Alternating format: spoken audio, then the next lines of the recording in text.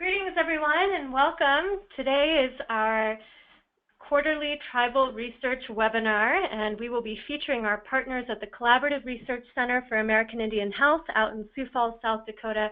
We're very excited to be able to feature their work and to have your participation in today's web event.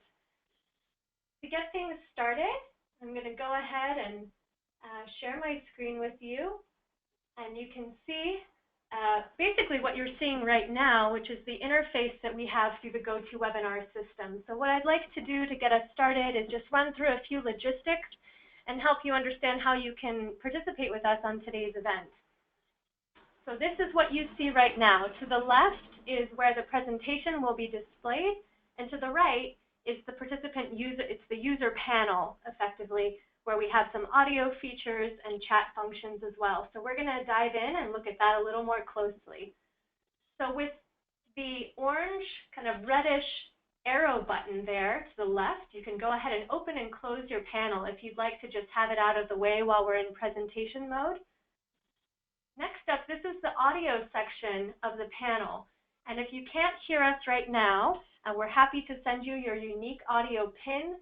We certainly recommend using your telephone to engage in today's event. The audio tends to be a little bit better.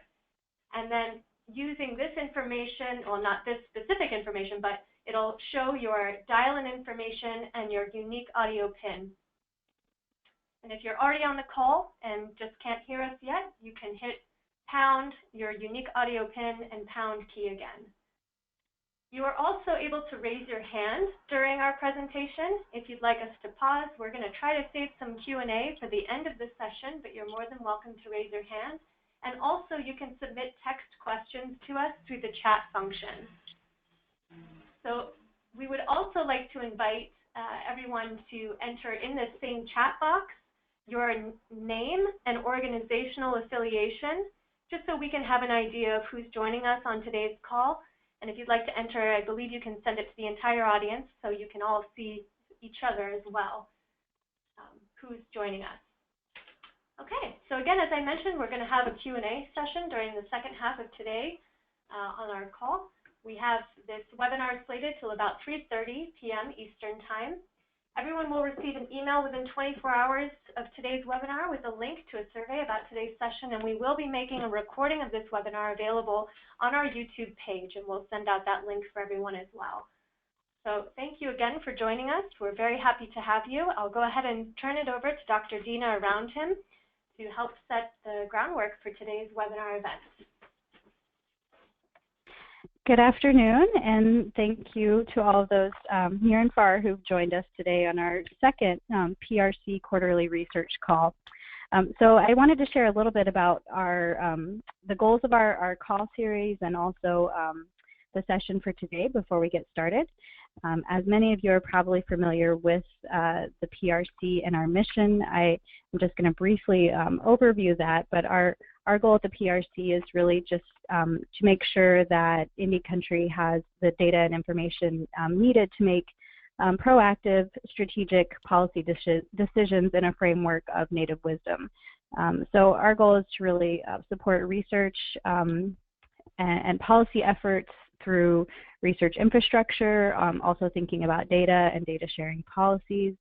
And what we're hoping to do with the recently started research call series is to create a space where those who are either currently engaged in research in tribal settings or who are hoping to engage in research in tribal settings are able to come together in a space just to have discussion. We know that many of you probably see each other at meetings here and there, and we want to provide a space where we can kind of continue some of those conversations that we aren't always able to follow through on. So we're going to cover in our call series, broad themes related to tribal research, such as data access, policy revisions. We hope to engage participants who are in tribal nations, also federal partners, and the various research organizations that we have within our network. And these are calls that are sort of modeled after a similar series on data issues in Indian country that we've been hosting as well. So with that, I'll just say a little bit. We had our first call in December with Mr. Bobby Sankey, who is currently chair of the Chickasaw Nation IRB, and he provided information on kind of the history and some of the key processes in place at Chickasaw. We do have those slides available on our PRC website under events and webinars if you'd like to see those slides from last time. And today we're going to be hearing from Dr. Danielle Kenyon. So my current title at the PRC is CRCAIH Fellow. So I get to represent two organizations that do great work for Indian country in terms of research. So CRCAIH stands for the Collaborative Research Center for American Indian Health. It's an organization based in Sioux Falls, South Dakota. And today, Dr. Kenyon will be presenting a little bit on their work. So a little bit about Dr. Kenyon. She has a PhD in Family Studies and Human Development from the University of Arizona.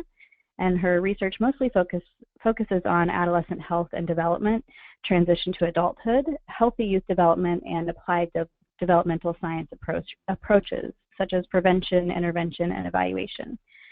So she's currently the program director for CRCAIH, and I'm going to hand it over to her to tell us a little bit about what CRCAIH is doing in North and South Dakota and Minnesota. Great. Thanks so much, Dina. Thanks for that wonderful introduction. And are you passing the controls to me for the screen, or will you be going through the slides?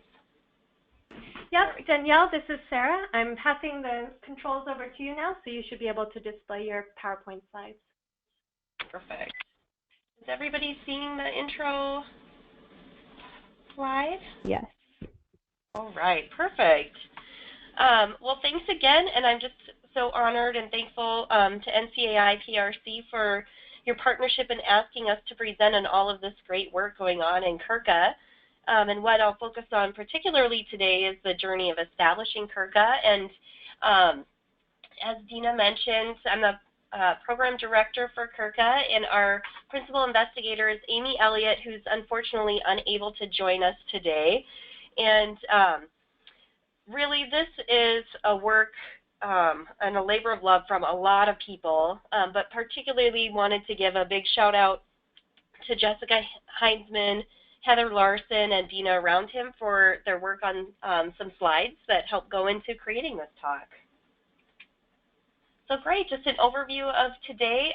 We started with introductions, and I'll give you a little bit of background on our region that we cover, talk about the CRCAIH mission and structure of our organization, and then really talking a lot about the successes we've had in increasing research and tribal infrastructure, the main goals of CRCAIH, and the improvements that have been able to be made, and all the capacity building assistance that help make that happen. And then we'll talk about some future vision and takeaways as we wrap up the conversation. So the CRCAIH region, as Dina mentioned, I really wanted to give some context of where we're at here in North Dakota, South Dakota, and Minnesota, since many of you are calling in from throughout the country. And our region is really covering part of the Great Plains area and the Bemidji regions. So we work with very diverse tribes, so some Chippewa tribes, some of our tribal partners are Dakota and Lakota. So we have 23 tribal nations total in this tri-state region, and some of the largest tribal lands in the country. So as you can see here on our map, the partners in red are our current partners, and yellow are our previous partners. So our current partners are Turtle Mountain Band of Chippewa Indians, Fond du Lac Band of Lake Superior Chippewa, Ogallala Sioux Tribe, Rosebud Sioux Tribe, and the Sisseton Wahpeton Oyate. And unfortunately, a lot of the health disparities in this region are very prevalent between natives and non-natives, and oftentimes, especially for the Great Plains region, are some of the highest disparities for different health conditions throughout the U.S. So definitely encountering some barriers in health and research in that we are such rural states. So just a second on our how our partners became partnered with CRCA is we started with 3 partners, and then after that, how we built the grant was that we gradually added partners over the years. And we started doing that through an application process. So when we wrote for CRCA, and CRCA is funded through an NIH, National Institutes of Health, National Institute of Minority Health and Health Disparities, Transdisciplinary Collaborative Center grant. So it was a wonderful investment in tribal infrastructure building and eliminating health disparities that we were able to be a part of. And we started this grant with our existing partnerships and working with tribes in South Dakota. But through expanding our reach, how we chose to do that was through an application process, as I mentioned. And we're really happy about how that ended up being, because all but 8 of the tribes in the region, out of those 23, have either been partners with CRCA or formally applied to be a CRCA partner. So not counting informal discussions that we had with many more tribes and inquiries, that 65% of the Northern Plains tribes, which is really remarkable. So when you hear about an interest in research from Indian country, we're definitely finding that in this area as well. And although we only have provide financial support for the 5 current tribal research partners for staffing and travel and things like that, we want to stress that CRCA's capacity building resources are available not just to those 5 tribal partners, but to other tribes and researchers involved with research with American Indian populations. So all of these tribes are working on different initiatives at different stages in building research infrastructure and engaging in research. So I'll talk more about that as the call goes on. So I wanted to share a picture of our beautiful plains and our beautiful skies that we have. We had just a gorgeous day yesterday. That was one of the best parts of my week, traveling out to one of our tribal partner sites. Today, not so much. We're having a little bit of rain, which will help make the grass greener. So hoping that this is in our future very, very soon. But just thinking back, so CRCA has been in existence for about 4.5 years now.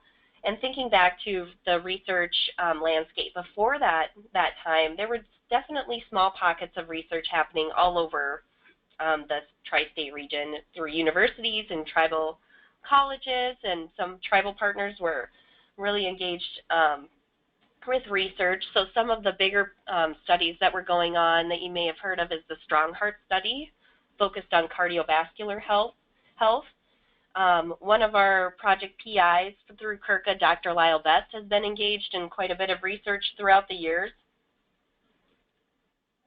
And even our PI, Amy Elliott, how she began working with the tribes, probably not quite 15 years ago, was when she was brought into a group where a tribe was seeing a lot of babies dying early in life and saying, what can we do about this? And going to researchers and saying, why is this happening? And really, how can we help affect this health condition? And that just got a whole ball of wax started for a lot of research in that area. So there was a fair amount of research going on in the area. And most of the tribes were, when we think about research regulation, we're going through the IHS Institutional Review Board for their review. Most of the tribes had a research review process or how research could be approved. A lot of the tribes going through that, a lot of the research was going through the Health and Human Services boards, or getting tribal council approval for all of the research, which, as you can imagine, is really tough with the broad range of expertise that those groups have to focus on with policy and all of the different topics they have to focus on. So it's really hard for them to specialize in research and that sort of thing. So this opportunity that when CRCA was built, really built on conversations that have been going on for years with researchers and different tribal partners, and folks engaged in research for American Indian health. And at least prior to involvement of CRCA, at least 2 of our tribal partners had been tasked with creating a research review board or a research review structure that they came to CRCA, and it just fit really well that CRCA's capacity building support came at a perfect time for them when they were starting this work already. So before I go any further, I want to really overview the structure and let you know exactly what components CRCA has. So the overall goals of CRCA is to really address social determinants of health through transdisciplinary or through multiple collaborations of folks from all different sorts of perspectives. And we have 2 overarching aims where we are trying to build tribal infrastructure for research, which is the majority of the focus of this presentation, and then increasing the amount of research in social determinants of health. So really twofold a goal that CRCA has been designed to address.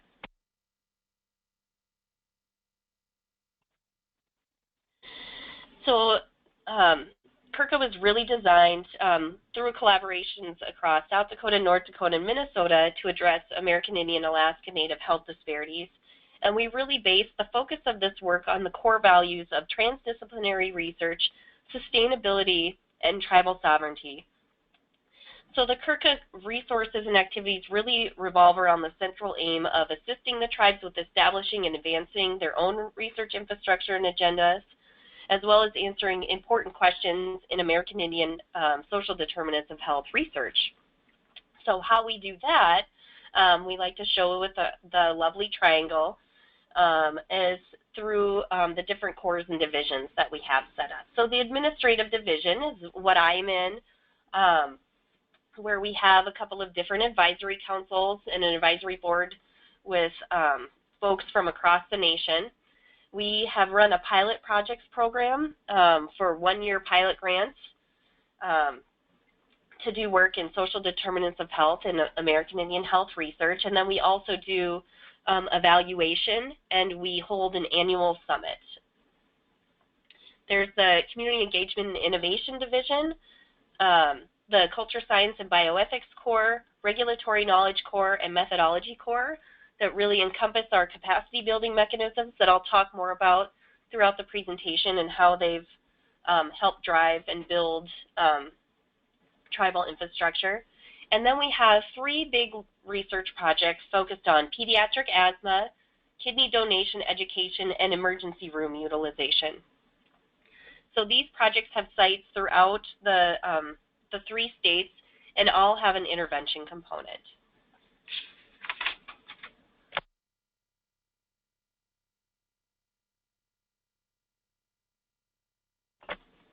I've mentioned our tribal partners, and we also work with several tribal organizations, many academic institutions. Most of these listed are involved with our advisory board, and then several healthcare entities. So CRCA's work is only possible through the collaboration of many, many partners, and of course that comes first in our name of the Collaborative Research Center for American Indian Health. And really CRCA was created as a platform which not only helped strengthen some existing relationships, but helped create and expand new ones. So we've had several successes of new grants being put in, new connections being made through either the CRCA Summit or through previous relationships. So we've had, it's been a really great mechanism for that and to increase collaborations. And these partnerships and meeting times are also a great way to network throughout with each other and connecting at the summit and through the executive steering committee meetings.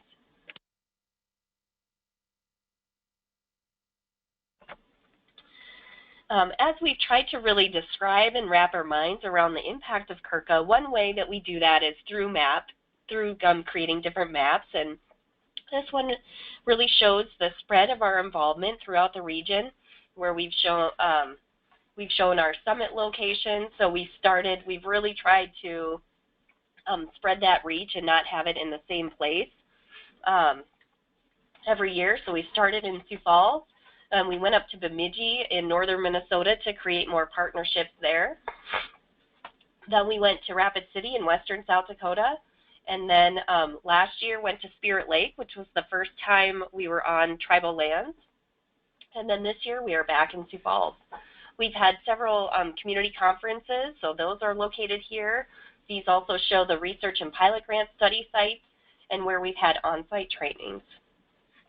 We've also held many webinars which have been attended with folks throughout the United States.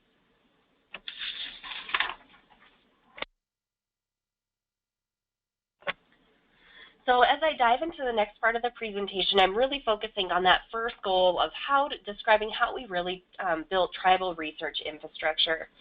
And those efforts have occurred in various places within these tribal communities.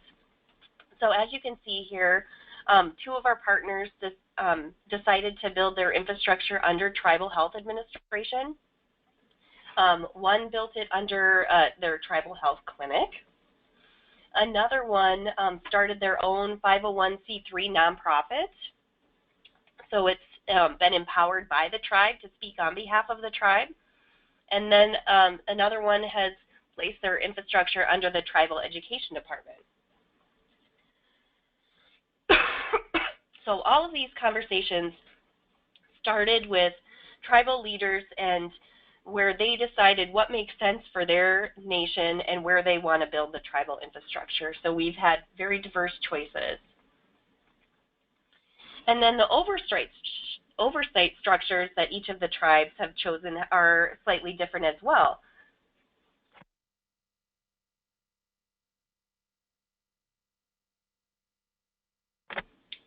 So the Tribal Nations Research Group, that nonprofit, is really an external research review board to the tribe.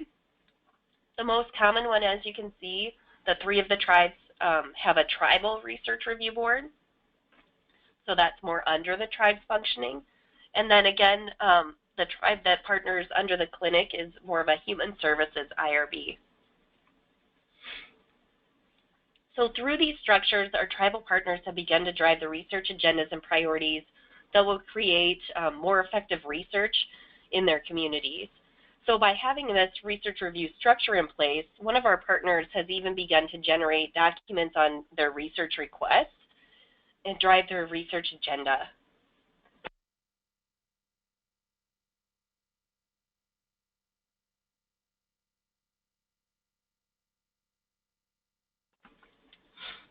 So talking about CRCAIH's capacity building organizations, where tribes really started to start, there's numerous resources available to the tribes where they can work on cataloging the research, focusing on regulatory mechanisms and policies, community engagement, culture and ethical considerations, and research projects. But often in our experience, it really begins with research regulation.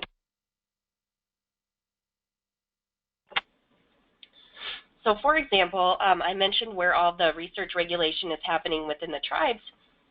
For one of our partners, OST-RRB was established years before CRCAIH began and their CRCAIH partnership started. But what CRCAIH has been able to do is really enhance and expand, and about a year ago became the first tribal IRB that we know of that has an online submission process and has a fully electronic organization materials where they keep track of their protocols and responses. So one way that Regulatory Knowledge Corps has really created a helpful product and many tools and resources they put together into the Tribal IRB Toolkit. So this toolkit is quite extensive. It's about 100 pages and includes everything you would need to starting a research review board. Administration tools, checklists, sections on obtaining tribal approvals and developing policies and procedures.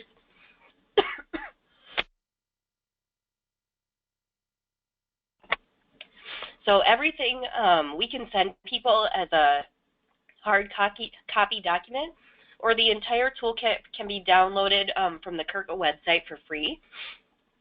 So really the toolkit has moved to more of a national audience even More recently, the director of the National Institutes of Health included it as a helpful resource in a recent letter to the tribes. So the work that the tribes have done with the Regulatory Knowledge Corps is really hands-on, where usually it's weekly meetings, providing on-site trainings, reviewing difficult protocols and getting feedback on that.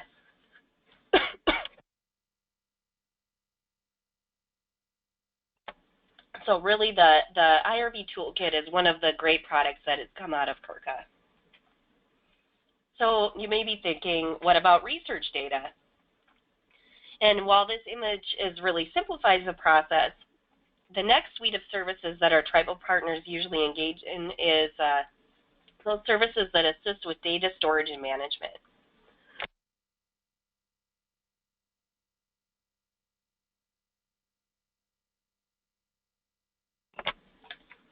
So they have also created a data management toolkit from the Methodology Core,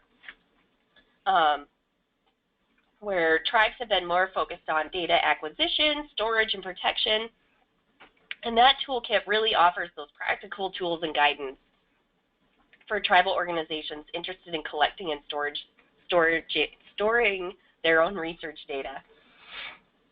And this is really timely because our tribal partners at Turtle Mountain are currently, today and tomorrow, holding their own 2-day research conference titled Data Matters. So this is really a huge focus of where our tribes are going.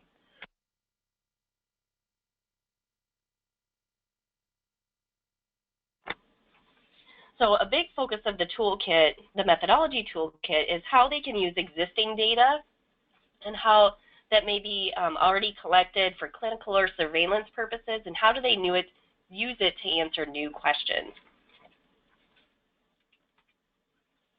So what about culture? So with the Culture Science and Bioethics Core, we have entered into a great relationship the past couple of years with NCAI PRC that Dina and Sarah and Malia Villegas have been involved in.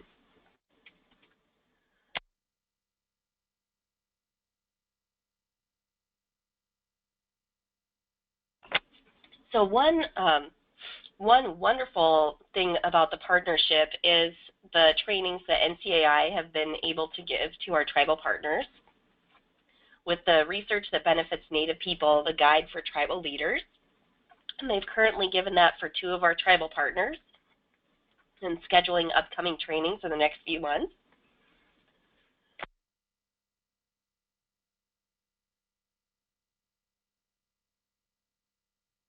They've been involved in helping write a response to NIH about revising the Common Rule in policymaking, and helped with assistance with report writing of tribes' needs assessment data.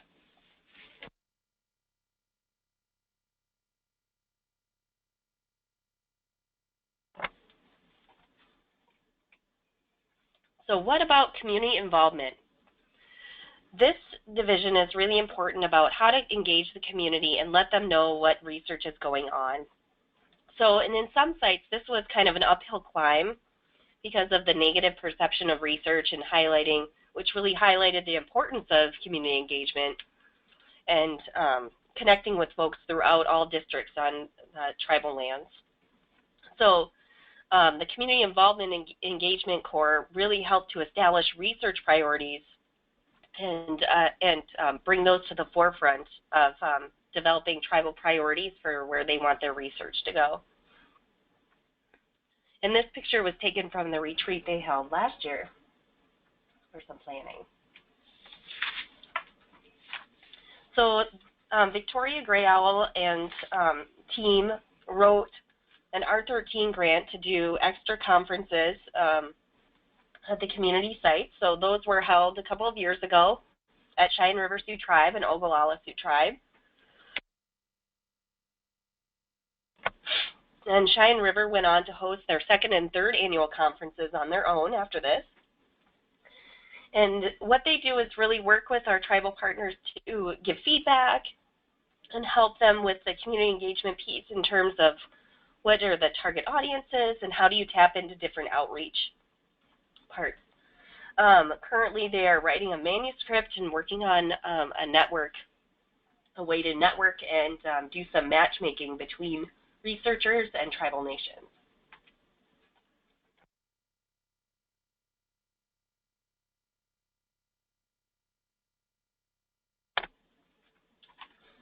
So as I mentioned, the second aim of CRCA is really to increase research in social determinants of health in American Indian health. And the focus is on building those transdisciplinary teams. So we've got those 3 large-scale research projects that I mentioned. Those are 5-year projects and similar to an R01 NIH mechanism.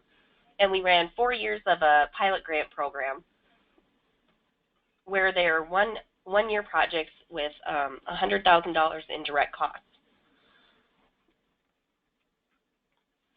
And this map just gives you an idea of where the research study locations are of the 3 major research studies. You can see are in red, and the pilot grant studies are in orange, or yellow, and our tribal partners are in orange. So again, a nice spread across the tri-state region.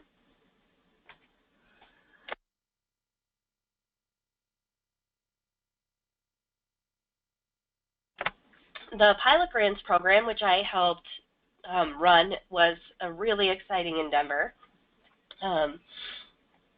where we saw a lot of interest, and we were looking for grants and had an external review board, external review process that looked to fund cutting-edge transdisciplinary research, which would really address those health disparities that were important to address in the region.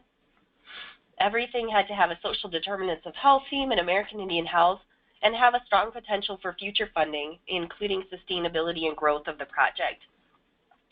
So as you can see, we received 61 applications over those 4 years, and you can see with the applications by state, we were still very heavy with applications from South Dakota investigators.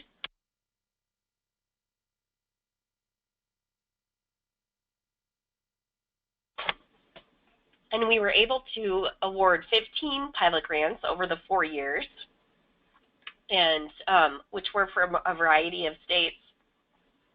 And tribal partners were not necessarily in the state that is shown here. This is where the PI was from. So who were the pilot grant awardees? These we were able to fund 5 projects in each of the first 2 years, 4 in the third, and 2 in the last year. We were really proud that almost half of our pilot projects had an American Indian PI or co-PI, and over a quarter had a tribal organization involved at the PI level or was a tribal academic partnership. So these were really collaborative projects that evolved over time. We saw increasing amounts of applications with these types of diverse partnerships. One of the pilot projects that I wanted to highlight was a pilot project that we funded in the 3rd year that was from one of our which included one of our tribal partners as one of the PIs. So this is exactly one of the larger goals of CRCA, is that the tribes are engaging in their own research. And what that project is aiming to do is looking at birth outcomes in communities and how fathers are involved, and that was a very innovative approach in looking at how adverse child experiences really are involved in those early birth outcomes. And those results will be presented next week for the first time at our CRCA Summit, so we're really excited about that.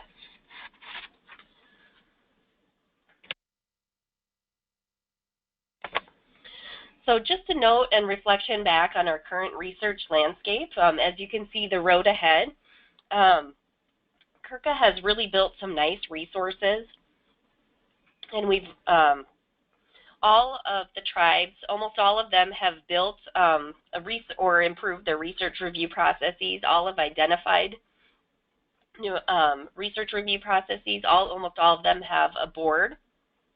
And the process is much clearer to those who want to do research, or folks within the tribe know more about the research that is going on at the tribal nation level. Our tribal partners have really underscoring the tribal sovereignty focuses where tribes are able to say no when they're approving projects. So by having a board that focuses and has been received much training in research and research review only helps to understand the nuances of research and the depth and bringing that to the research review. This is really benefits in building tribal nation capacity for research on site rather than just by proxy through university partnerships. Really, again, underscores that tribal sovereignty and moving tribes to more and more independent and becoming equal partners in research. So we feel like we definitely have elements of that we've helped create through CRCA and many success stories to keep sharing. So some of the future vision through CRCA that some of our partners are really interested in being a data repository and perhaps collaborating across tribes to build the research together and analyze it as a group and be that resource for each other.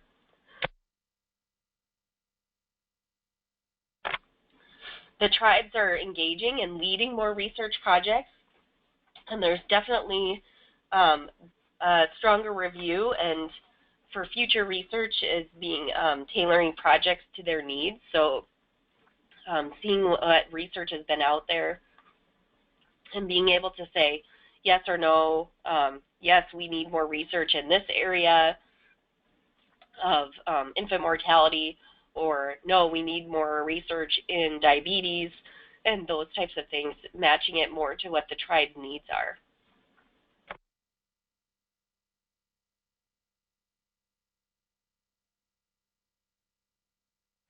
So moving into the takeaways, we've been really happy with the investment in CRCA. Through the grant, we have moved and are again calculating the impact of CRCA. We have calculated about $13.9 million that has been additionally received in areas from our partners in American Indian health disparities research. So we're incredibly proud of the investment that NIH has put into CRCA and what additional dollars that we've been able to bring to American Indian health research.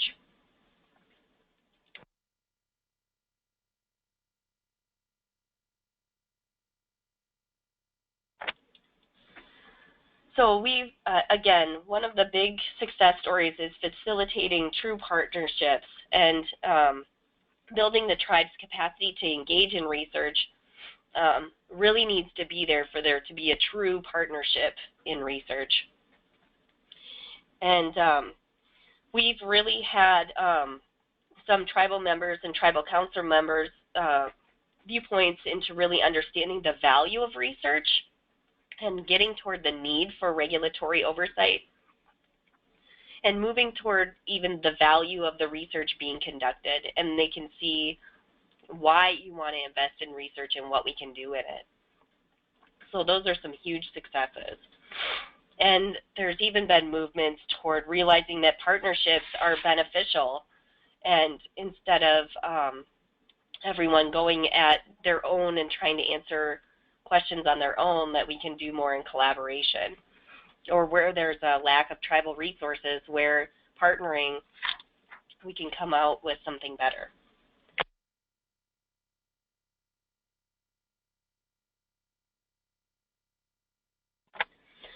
So this long-term investment in research will be able to really dive into deeper or more complex research questions. So really moving beyond when we've done needs assessments, and we've done needs assessments in the area, to how do we move to more complicated research that starts tackling the research questions of how do we change these health disparities.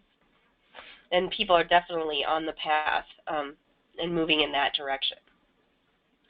And then the last point in moving towards the success and the goal of tribes conducting their own research, tribes are definitely moving toward just focusing on research regulation and getting that clear and founded and being leaders in research. And we're definitely seeing that happen. So with that, want to talk a little bit, kind of wrap up and talk about the summit. So we're busy getting prepared for that. That is next week, if it's not too late. If you can make your way to Sioux Falls, South Dakota. The pre-conference workshops are April 4th, and the conference is April 5th and 6th. So we're very excited about our keynote speaker is the director of our funding agency, the National Institute of Minority Health and Health Disparities under NIH. And if you're not able to come to Sioux Falls, we are not live streaming, but we will be taping the talks, and they'll be on our website in the next couple weeks after that. So speaking of the website, this is where a lot of our resources are housed, and we want them to be used as broadly as possible.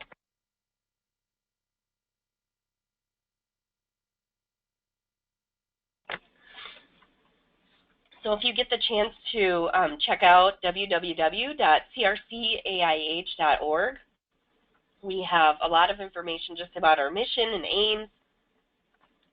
We have a project zone where file sharing, and if there's, as we know, different organizations have varying levels of data storage options, so this is where you can create a shared drive that's private and share documents that way. Information on our research and pilot grants, where we also have many presentations from the pilot grants in previous years as well, if you'd like to look at their findings. And then the trainings and resources page is where a lot of those toolkits that I mentioned, presentations, that's where all of those are. So we've got a lot of webinars and templates and things like that for you to use. And then signing up for our news and events that goes out twice monthly and connecting. And then, of course, for the 2017 summit and all of the past talks of the summit. So if you'd like to hear, our tribal partners have had panels the past 3 years of the summit and hear all the details of how they moved their research infrastructure over the years. I really encourage you to check out those links.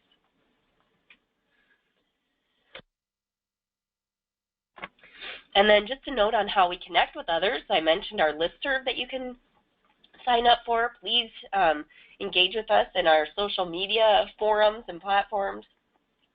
The website, we have 89 videos on our YouTube channel and our summit, as I mentioned.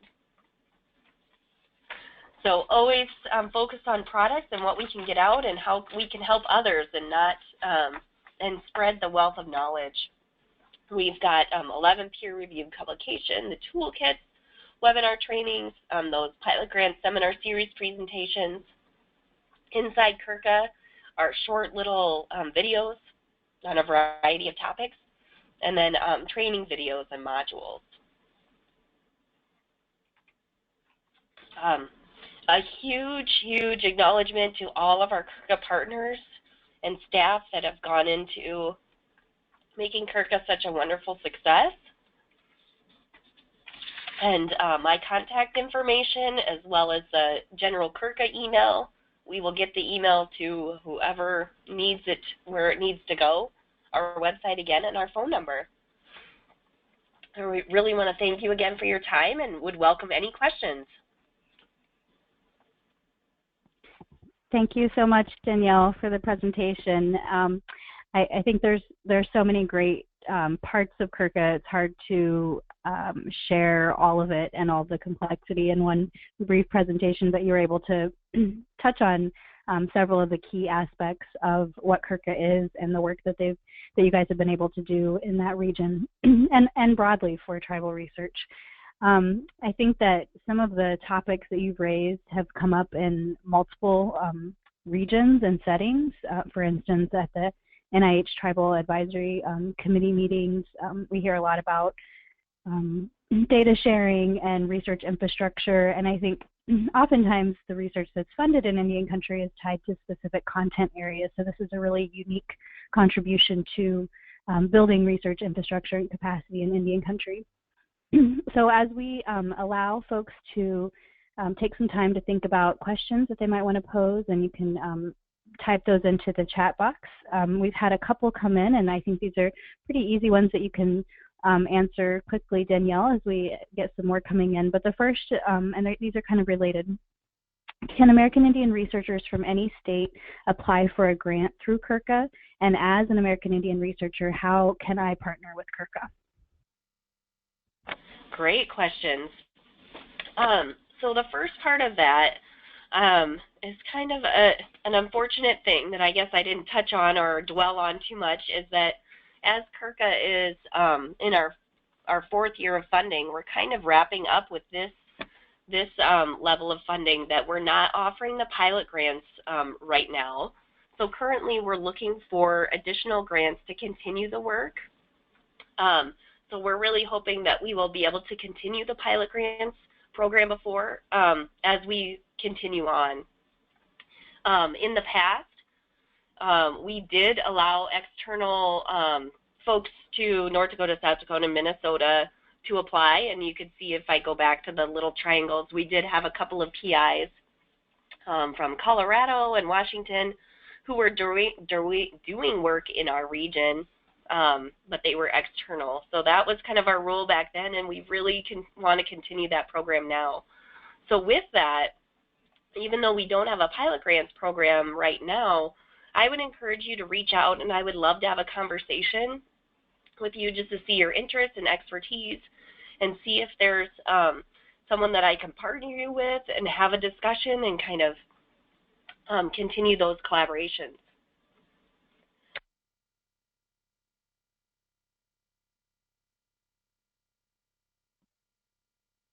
Great, and I think I would just also mention that SEED, the Community Engagement and Innovations Division, has been working on developing a researcher network to be able to make more efficient links between Native researchers and communities interested in having research on a particular area and who would like to engage a Native researcher in that process.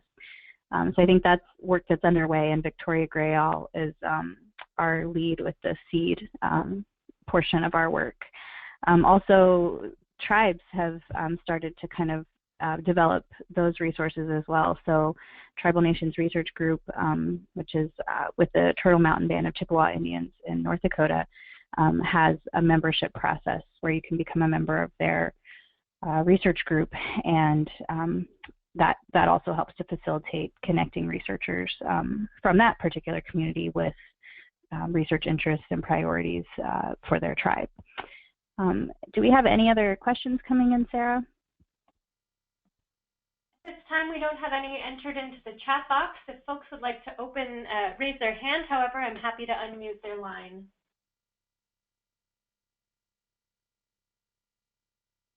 Okay, so as we allow you guys to start or continue thinking about questions, I would also just really encourage you to go to the CRCA website. Some of the resources that are available there that Danielle mentioned have a wide reach. So there are things from short videos and resources produced by the Regulatory Knowledge Corps that touch on what is a federal right assurance and why might a tribal community think about applying for an FWA for their community.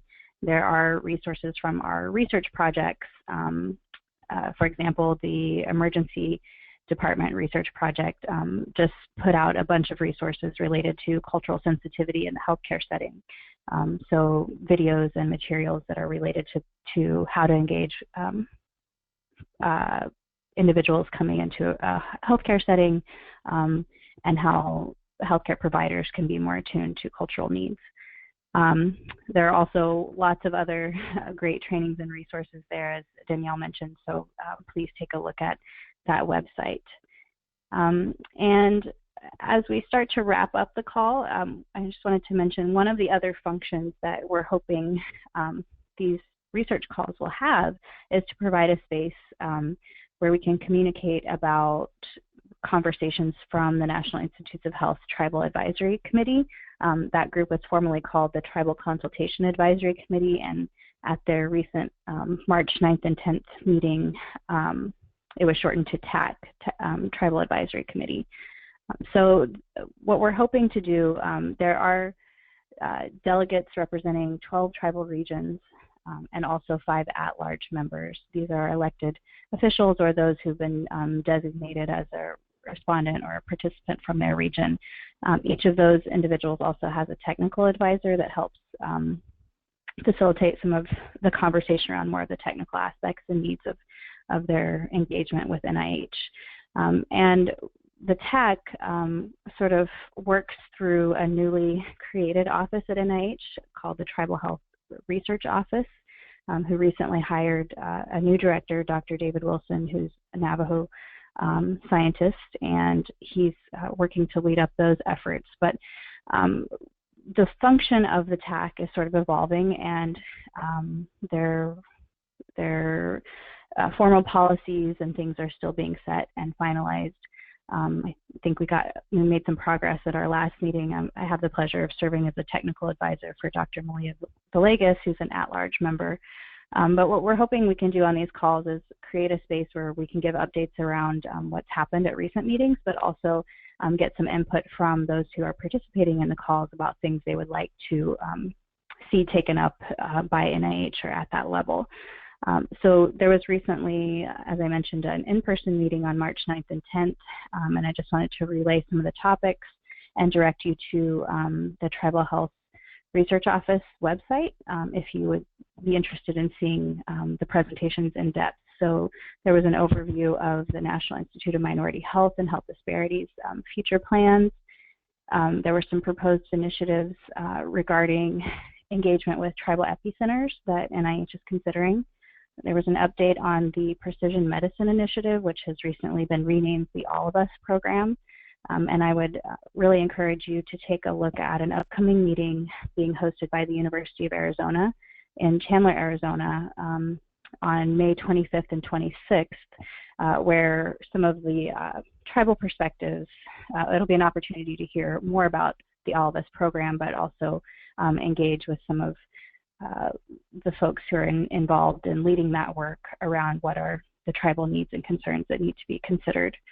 There was also a presentation on what types of research and topics are being funded by NIH regarding American Indian and Alaska Native health, an update on the ECHO program, which is the environmental influences on child health outcomes, and a presentation on cancer genomics research. So all of those presentations are available on the Tribal Health Research Office's website.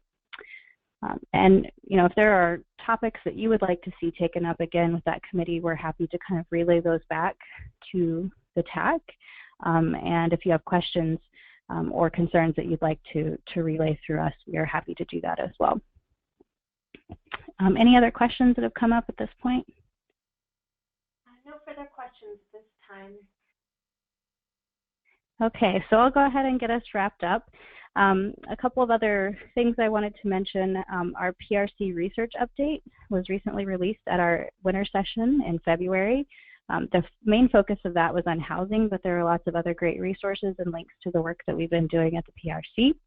I would also encourage you, if you know of anyone who is currently pursuing graduate work around health and who is a Native student, please encourage them to apply for our NCAI Native Graduate Health Fellowship. The applications are due Friday, March 31st, and you can find more information on our website about that program as well. I would also encourage you to think about joining us at NCAI's 12th Annual Tribal Leader Scholar Forum, which is taking place on June 14th in Uncasville, Connecticut. The theme for our TLSF session this year is Sovereign Infrastructure, Building Our Communities Through Our Values. So we have a great program lined up, and we would encourage you all to take a trip up to Connecticut and join us for that day. And also, as Danielle mentioned, the CRCAIH Summit. If you're in the Sioux Falls area, please take a look at their website. They have some great presentations lined up. Our former PRC director, Malia Villegas, is slated to talk, is giving one of the keynote presentations on April 5th, I believe. And there's also a great pre-conference workshop hosted in partnership with the Office of Human Research Protections. So we're really glad that all of you took some time out of your day today to join us to hear about the great work that CRCAIH is doing. They're one of our key partners that we're engaging with around tribal research ethics and oversight. And it was great to hear about all of the diverse work that they're doing and the infrastructure that they've been able to build in their region. We're holding these calls quarterly, so our next call will take place in late June of this year. So just wrapping up from our Tribal Leader Scholar Forum, we'll be able to share some of the key themes and topics that we hear from that meeting. But we do hope that you provide us some feedback on the webinar series or call series in general. Let us know if you have particular speakers that you'd like to hear from, or if you'd like to present yourself. We're open to different topics and speakers, and really just want to create a space where people are sharing the work that they're doing and the lessons that they're learning. If you have certain topics that you'd like us to focus on, we'd be happy to hear those as well. And you can email all of that information to research@ncai.org. So thank you very much, Wado, Danielle, for your wonderful presentation today, and thank you all for taking the time to join us. We hope to hear from you again soon. Thank you. Have a good day.